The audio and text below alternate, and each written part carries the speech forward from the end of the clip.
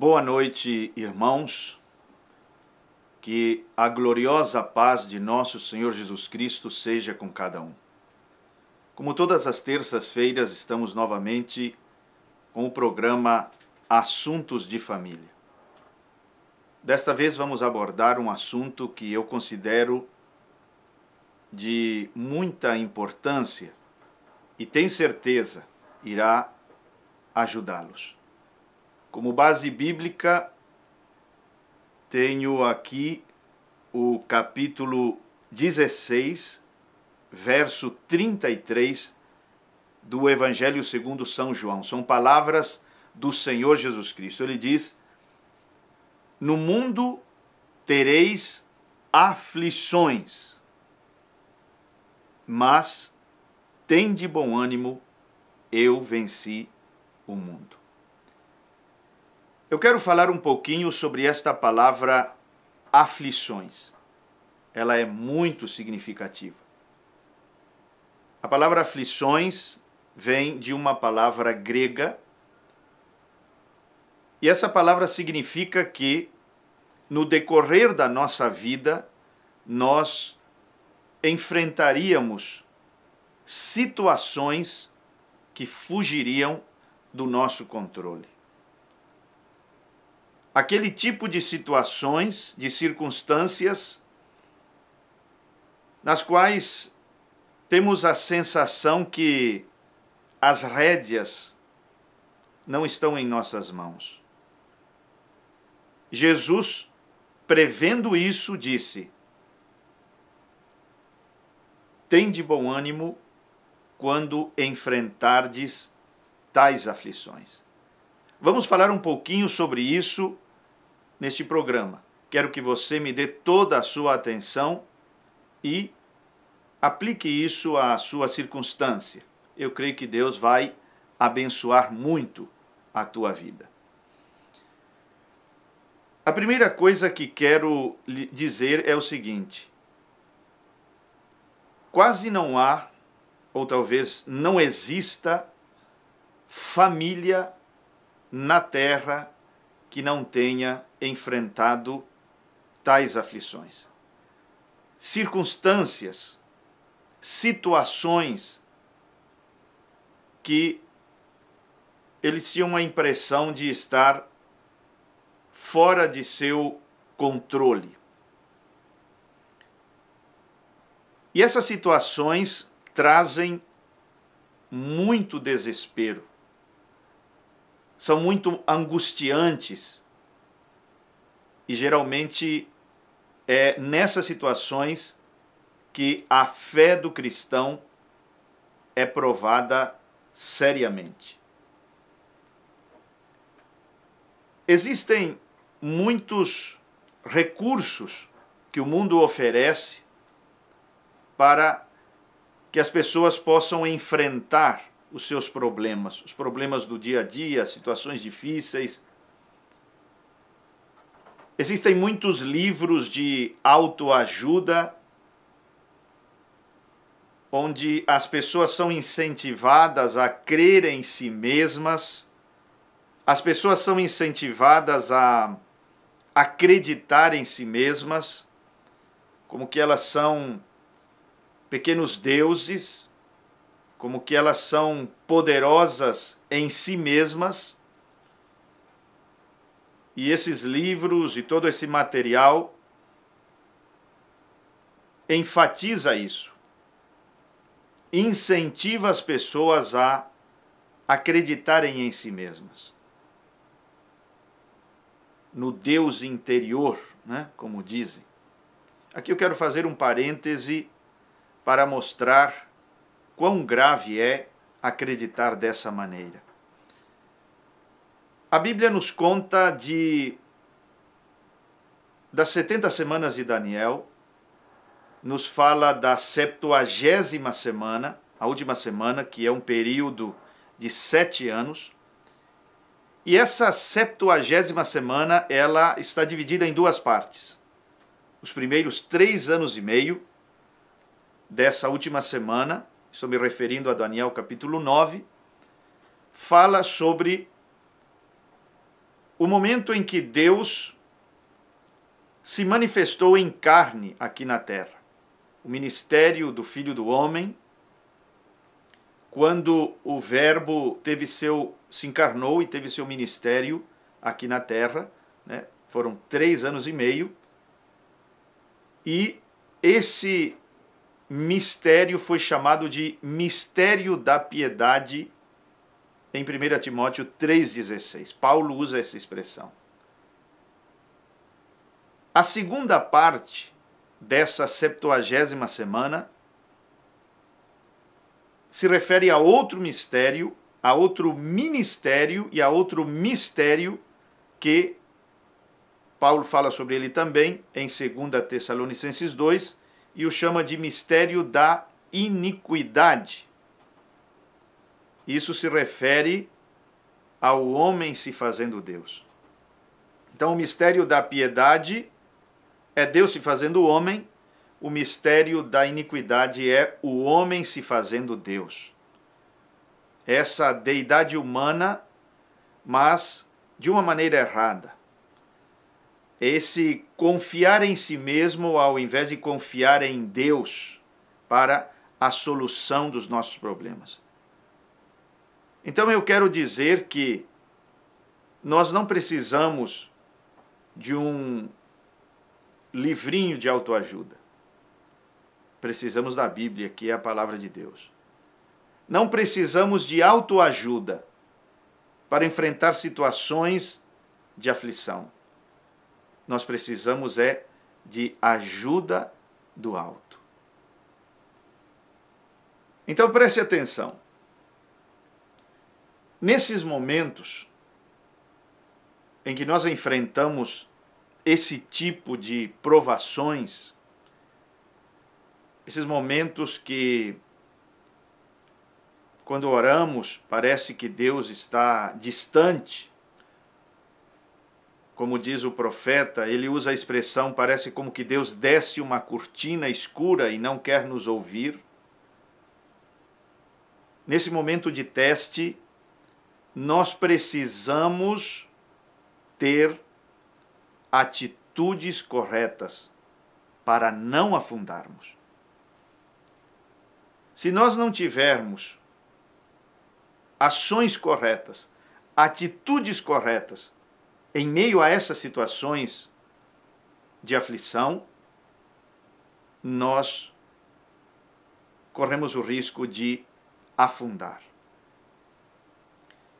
Isso porque nossas atitudes determinam, ou nossa atitude determina nossa altitude.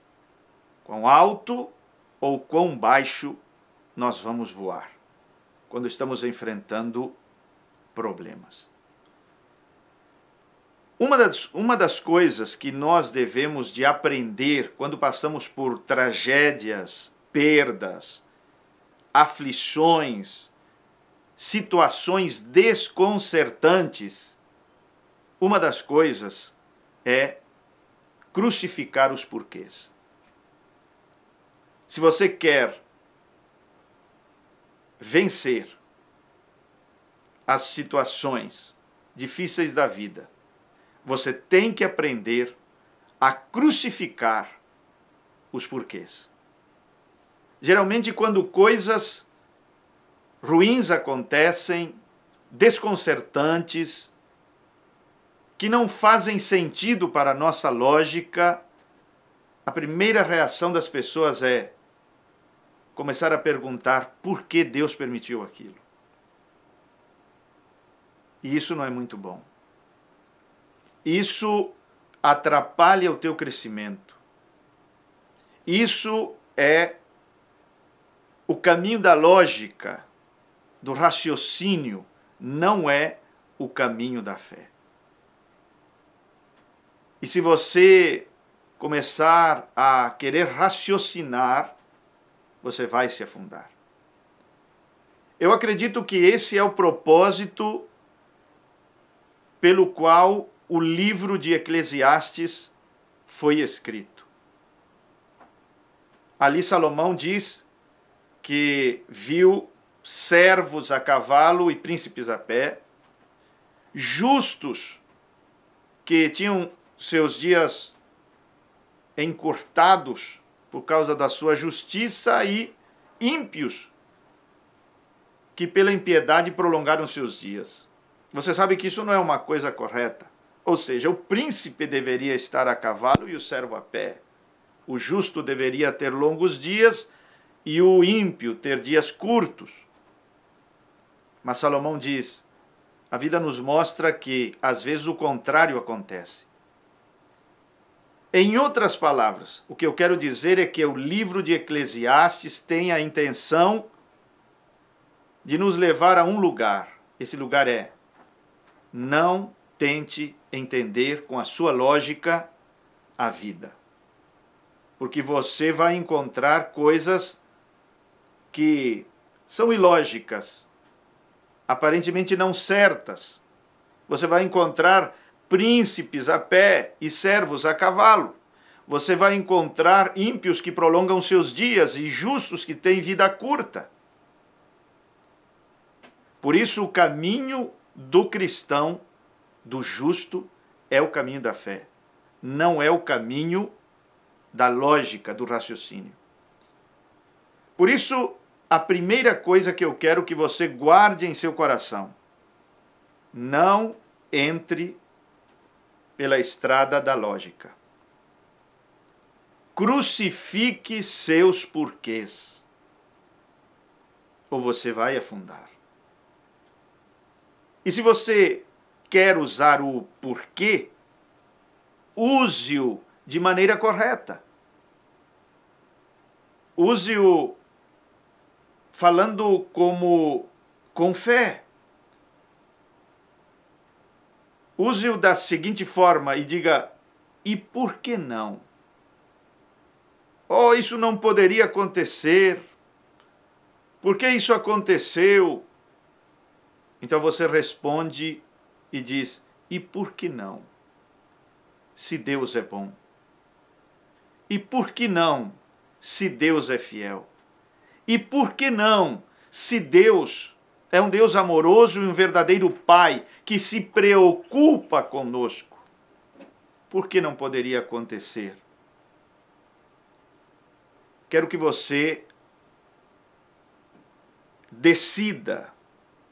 Você que está me assistindo e está passando por momentos como estes, previstos pelo Senhor, momentos de aflição. Ouça-me. Confie na onisciência de Deus. É fácil dizer assim, é uma frase que os cristãos têm decorada: Deus sabe o que faz. Agora, será que nós realmente cremos nisso quando passamos por aflições? Você, pai de família, você realmente crê nisso quando passa por tragédias? Quando sua família atravessa fases terríveis, desconcertantes, perdas? Você, irmã, realmente crê nisso? Que Deus sabe o que faz? E mesmo assim, diante dessas situações terríveis, você pode olhar para cima e dizer: mas eu creio que o Senhor ainda é um Deus bondoso, maravilhoso. Confie na onisciência de Deus. Confie de verdade que Deus sabe o que faz. Confie com todo o seu coração nisso. Porque se você ir pelo caminho da lógica, você vai encontrar, ou você vai se encontrar em um beco sem saída. Você vai encontrar uma coisa que a lógica é incapaz de conciliar a bondade e o poder de Deus. Se você vai para o terreno da lógica e sai do terreno da fé, o diabo te encontrará ali, porque esse é o terreno dele. E ele vai dizer a você: se Deus é todo-poderoso, como você diz, que nem um pardal cai por terra se ele não quer, nem uma folha de árvore se move se ele não fizer o seu vento soprar. Se Deus é tão poderoso, se ele realmente controla este universo e, como disse, todo o poder me foi dado no céu e na terra, se realmente nada acontece por acaso, mas a mão de Deus está no controle de tudo, ele vai dizer: se Deus é assim mesmo, todo-poderoso, com um controle perfeito sobre esse planeta, então ele não deve ser tão bom assim, porque olha o que aconteceu. Olha essa tragédia, olha essa morte, olha esse problema. E se você diz: não, meu Deus é bom, então o diabo, no terreno da lógica, vai dizer assim: bom, se ele é bom, como você diz, então ele não deve ser tão poderoso como você afirma, porque parece que esta situação, essa tragédia, escapou ao seu controle. E isto tão desagradável aconteceu. Então você não pode ir pelo terreno da lógica. Você tem que ir pelo caminho da fé. O justo vive pela fé. A lógica é falsa, diz o profeta. Deus não é agradado através de raciocínios. Deus não é agradado através de lógica. O que diz a Bíblia? Hebreus capítulo 11, versículo 6. Diz: sem fé é impossível, não é que é difícil, é impossível agradar a Deus. Não há outra forma para que você possa agradar a Deus a não ser pela fé. Descanse, confie, creia. Há um propósito para tudo.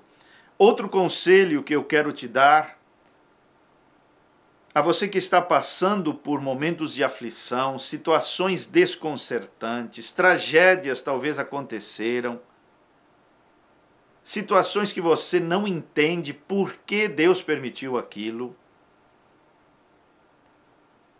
Eu quero te dizer o seguinte: não isole essa situação.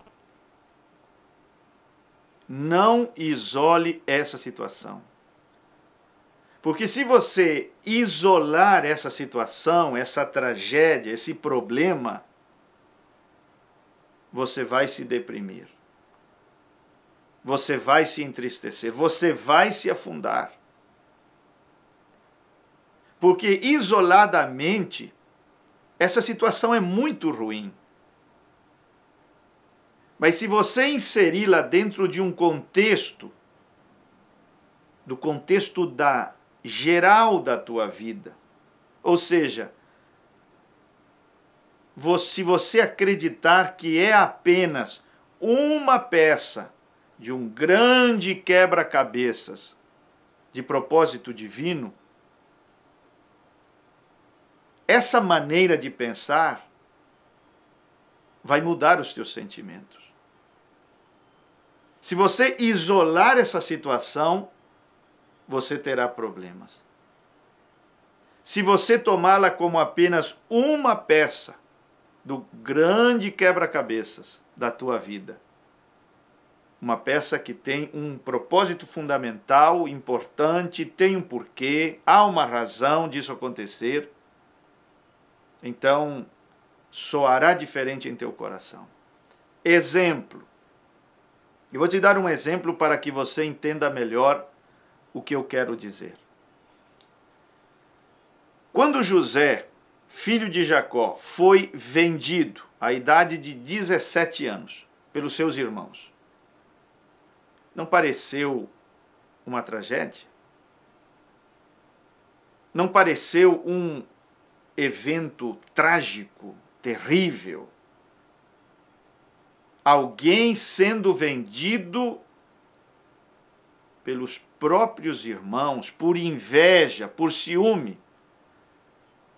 Se você isolar esse pedacinho da vida de José, não parece uma coisa trágica? Mas se você inserir essa situação trágica no contexto geral de José, você vê que a coisa muda. Porque quando ele foi vendido, ele foi levado justamente para o lugar onde seus sonhos iriam se cumprir. Você está entendendo o que eu quero dizer? Se ele não fosse vendido pelos irmãos, nunca chegaria ao lugar, Egito, onde seus sonhos proféticos se cumpririam. Agora, se você isola aquilo ali, é uma coisa que parece uma injustiça. Tem coisas em nossa vida que parecem uma injustiça, mas quando estão isoladas, são extremamente depressivas, são incompreensíveis. Mas quando você acredita que faz parte de um grande plano, veja, repito, ao ser vendido como escravo pelos seus irmãos, ele estava indo na direção do cumprimento de seus sonhos. Não na direção oposta, mas na exata direção onde seus sonhos iriam se cumprir. Depois ele sofreu, existiram várias ocasiões em que parecia como que situações injustas aconteciam com José. Como quando ele não quis se deitar com a mulher de Potifar e por causa disso foi parar na cadeia. Se você isolar essa parte aí, parece tão injusto. Quer dizer, eu fui fiel a Deus e olha o que eu ganhei com isso. Não parece injusto? Se você isolar essa circunstância da vida de José, o que adiantou ser fiel? O que adiantou eu não cometer adultério, me resguardar, manter a minha pureza, minha santidade, fidelidade ao meu Deus? O que adiantou? Se você isolar essa situação, vai sim parecer uma coisa injusta. Assim como os jovens hebreus, por causa de fidelidade, não de infidelidade, por causa de fidelidade a Deus, não por causa de idolatria, justamente por causa de fidelidade, eles foram parar em uma fornalha. Por ser fiéis à palavra de Deus que proibia a adoração a ídolos. Por causa de fidelidade. E parecia injusto. José ir parar na cadeia por causa de fidelidade parece muito injusto. Aquela situação, se você a tomar isoladamente, parece muito injusto. Mas aqui eu vou inseri-la só para você ter uma ideia, e eu quero que você faça isso com a sua vida, porque não há diferença entre esses personagens bíblicos, o Deus desses personagens bíblicos e as nossas vidas, a tua vida e o Deus que nós servimos, que é o mesmo Deus que eles serviram. Eu vou inserir agora, só para te ajudar, essa pecinha desse momento aparentemente injusto da vida de José, eu vou inseri-la dentro, ou vou inseri-lo dentro do contexto geral de sua vida. Você vai ver uma coisa. Eu vou começar lá de trás. Se ele não fosse vendido, não iria para o Egito. Se não fosse para o Egito, não seria comprado por Potifar, oficial do reino, um oficial do reino. Se ele não fosse um escravo de um oficial, não iria parar na prisão, onde todos aqueles que tinham parte no reino iam parar. Porque existia a prisão comum, mas existia a prisão para aqueles que tinham parte no reino. Então não era a prisão na qual José estava, não era uma prisão comum. Era para abrigar prisioneiros ou para aprisionar pessoas que estavam de alguma forma envolvidas com o reino, com oficiais do reino, com capitães do reino, etc. Se ele não fosse para aquele tipo de prisão, ou se ele não fosse comprado por Potifar, não iria para aquele tipo de prisão. Se não fosse para aquele tipo de prisão, não encontraria outros oficiais do reino, outras pessoas envolvidas do reino, como eram o copeiro e o padeiro. Não teria como interpretar os sonhos deles, não teria como um dia estar diante de Faraó para interpretar o sonho de Faraó. Então, quando você começa a pensar na vida assim, dentro de um contexto, confiando em que Deus sabe o que faz, quando você começa a pensar dessa maneira, acerca de cada tragédia que acontece na tua vida, cada perda que há, cada crise que há, cada fase que há, as coisas mudam. As coisas mudam. Quando você isola essa situação, você se sente de uma determinada maneira, como que está sendo injustiçado, como que Deus te abandonou. Eu quero te dizer que Deus não te abandonou. Deus não te abandonou. O nosso substituto foi abandonado lá na cruz. Ele mesmo gritou, Eli, Eli, lama sabachthani, quer dizer, meu Deus, por que me abandonaste?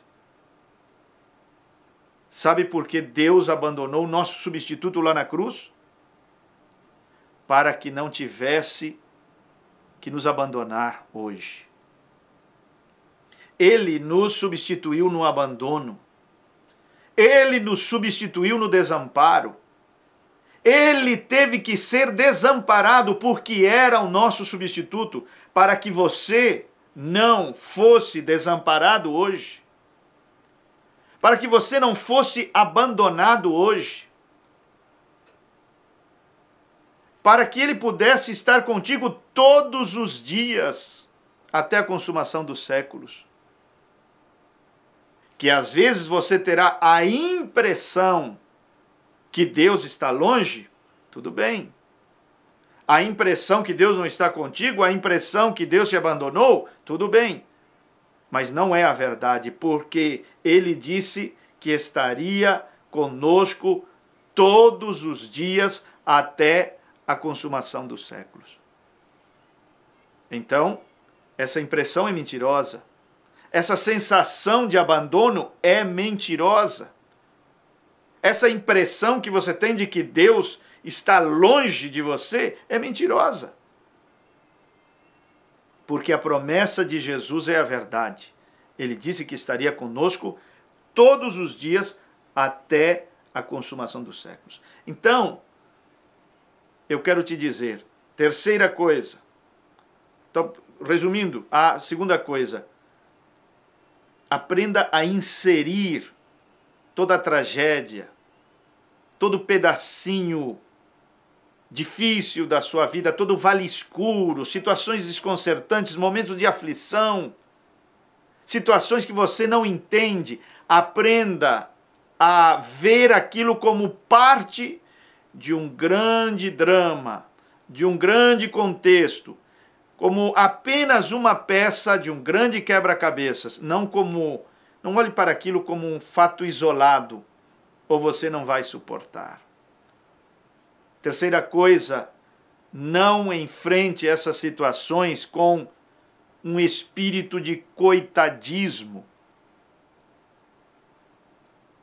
Assim, coitadinho de mim. Pare com isso. Pare com isso.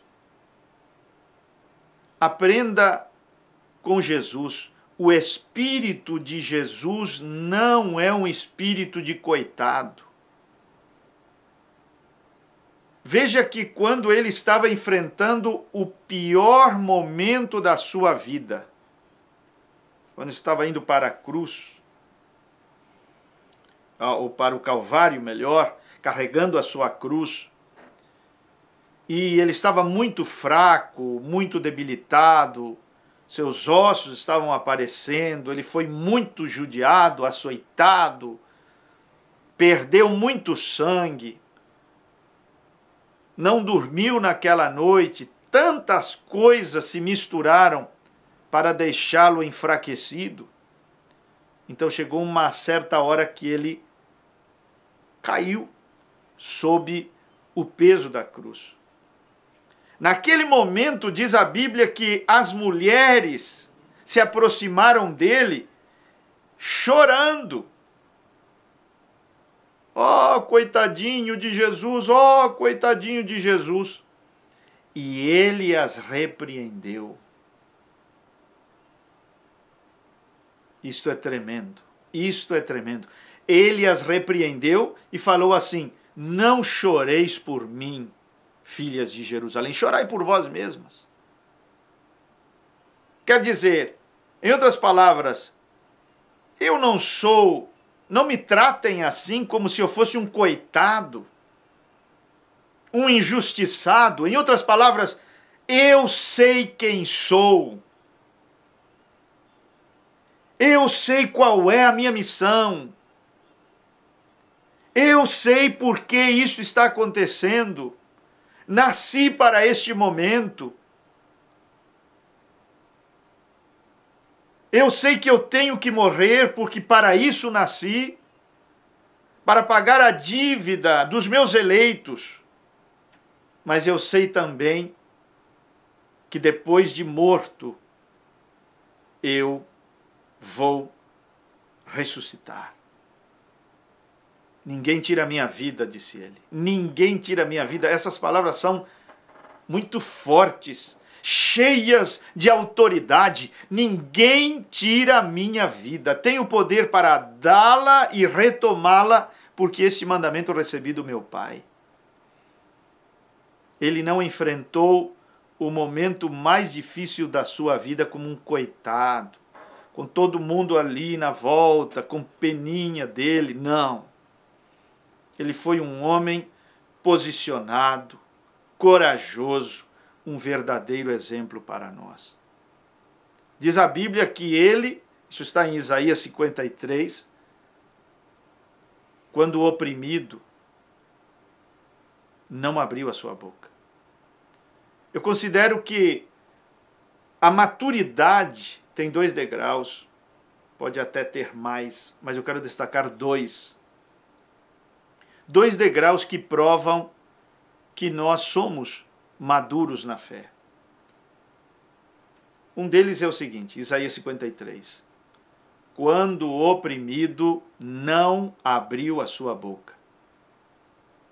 A pergunta que faço é a seguinte: quando você está se sentindo oprimido, quando você está sob pressão, o que é que sai da tua boca? A Bíblia diz que Jesus fechou a sua boca no momento em que estava oprimido, sob forte pressão. Ele não abriu a sua boca para se queixar, se lamentar, murmurar.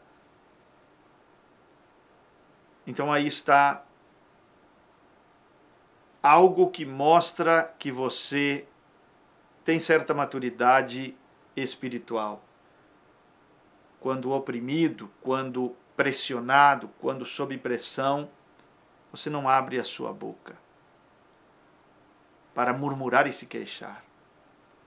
E outro degrau que eu considero um pouquinho acima desse é quando você está oprimido, quando você está sob pressão, você abre a boca sim, mas é para louvar, para cantar. Como a história daquela mulher conhecida, né, por nós, como a mulher do presunto com ovos, aquela que tinha um marido bêbado. E eu não vou contar a história, você já a conhece, mas veja que naquele momento de pressão, de humilhação, ela foi para a cozinha preparar algo melhor para o seu marido, para os amigos dele que estavam fingindo estar bêbados, e foi para a cozinha e abriu a boca, não para dizer, não para sentir pena de si mesma, ai meu Deus, por que isso acontece comigo, ai meu Deus, não, abriu a boca para cantar. E aquilo desatou um poder, aquela atitude desatou um poder tão grande naquela sala, naquela casa, partiu da cozinha, uma dona de casa que sabia se posicionar diante da pressão, uma dona de casa, não era um pregador ali, era uma dona de casa simples, porém verdadeira cristã, cheia do Espírito Santo, que no momento de angústia, de pressão, de humilhação, abriu a boca para cantar. E aquilo desatou um poder tão grande que quando ela foi na sala para levar a comida que ela tinha feito, todos eles, o marido e seus amigos, estavam com lágrimas nos olhos e dizendo: queremos servir esse Jesus. Nesse momento eu quero orar por você que está passando por momentos difíceis, que você, ao me ouvir nesta noite, você como que disse: eu estou passando por isso, pastor. Eu estou exatamente aí agora, em um vale escuro. Eu quero orar por você e pedir a Deus para que Deus abra teus olhos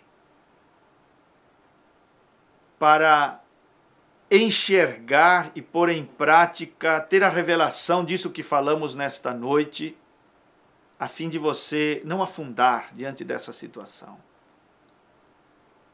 Quero que você, nesse momento, dentro do possível, se você pode fechar seus olhos, se você está em um lugar que permite isso,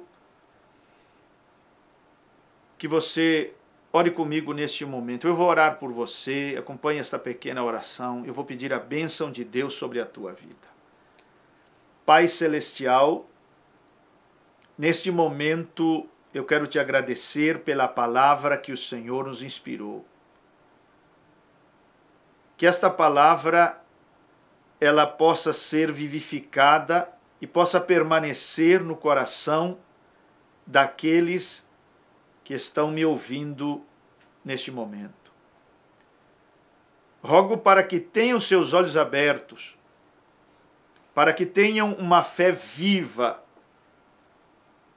creiam que eles não foram abandonados, não estão desamparados, que todas estas coisas aconteceram por um propósito, que Deus é bom, que Deus é fiel, que Deus é verdadeiro Pai. Não deixe que eles se afundem, se entristeçam, se deprimam. Permita que eles possam enxergar que o Senhor ainda é Deus, é Rei, o Senhor reina, como disse Davi. Fortaleça-os, ajuda-os, abençoe-os nesta hora, em um nome do Senhor Jesus Cristo. Que Deus te abençoe ricamente.